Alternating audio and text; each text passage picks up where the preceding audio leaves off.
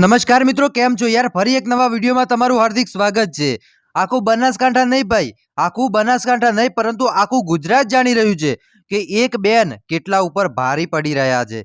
કારણ કે તમે જોઈ રહ્યા છો કે આ એક બેન આખા બનાસકાંઠા ઉપર નહીં પરંતુ બધી જગ્યાએ ભારી પડી રહ્યા છે.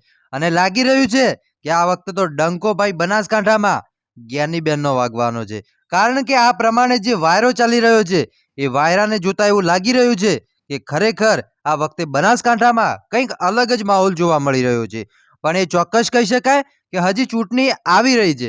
જેમ જેમ ભાઈઓ ચૂંટણી નજીક આવશે તેમ તેમ તેનો માહોલ પણ બદલાઈ જતો હોય છે.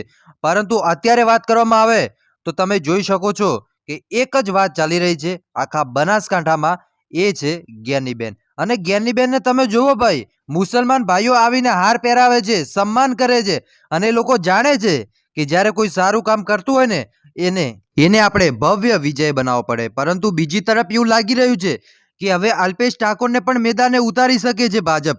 કારણ કે જ્ઞાનીબેનની સામે પડવાનું તમારું લેવલ નથી.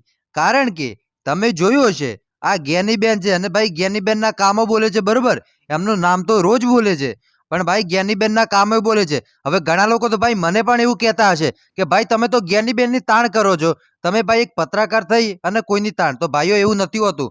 તમે જોતા હશો આપણા વિડીયોમાં કે હું એકલા જ્ઞાનીબેનનું નામ નથી લેતો, રેખાબેનનું પણ લઉં છું. પરંતુ અત્યારે આખા સોશિયલ મીડિયામાં મિત્રો એક જ નામ ચાલી રહ્યું છે અને એ નામ ચાલી રહ્યું છે જ્ઞાનીબેનનું. પરંતુ એવું પણ લાગી રહ્યું છે કે હવે રેખાબેન પણ ધીરે ધીરે મેદાને આવી રહ્યા છે. નવો ચહેરો જરૂર છે પરંતુ ચોક્કસ કહી શકાય કે રેખાબેન પણ બાજી મારી શકે છે. બસ હવે સમય આવશે એટલે મારા ભાઈઓ ખબર પડશે આપણને કે બનાસકાંઠામાં કોણ બાજી મારી શકે છે.